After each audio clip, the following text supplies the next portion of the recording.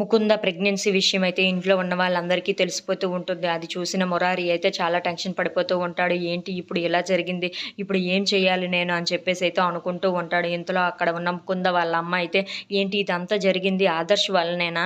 ఆదర్శేనా దీనికి కారణం అని చెప్పేసి అయితే అడుగుతూ ఉంటాడు. అయినా పెళ్లి కాకముందు ఇవన్నీ ఏంటి అని చెప్పేసి అయితే అడుగుతూ ఉంటుంది. ఆ మాటలకు అక్కడ ఉన్న ఇంట్లో ఉన్న వాళ్ళందరూ మరింకెందుకు 3-4 రోజులే కదా ఉంది.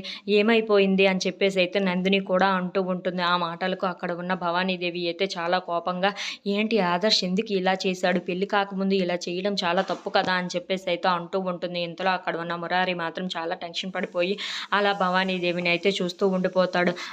అక్కడ ఉన్న భవానీదేవి అయితే ఆదర్శ్ మీద చాలా కోపంగా ఉంటూ ఉంటుంది. ఎందుకు ఆదర్శ్ ఇలా చేశాడు? ఎప్పుడు ఇలా చేస్తాడని నేను అస్సలు అనుకోలేదని చెప్పేసి అయితే అనుకుంటూ ఉంటుంది. ఇంతలో అక్కడ ఉన్న ముకుంద మాత్రం చాలా నవ్వుకుంటూ ఉంటుంది. ఇప్పుడు మురారి కృష్ణ వాళ్ళకు టెన్షన్ మొదలవుతుంది అని చెప్పేసి అయితే అనుకుంటూ ఉంటుంది. మురారి అక్కడ ముకుందానైతే చూస్తూ ఉండిపోతాడు. If you like this video please like, share and subscribe.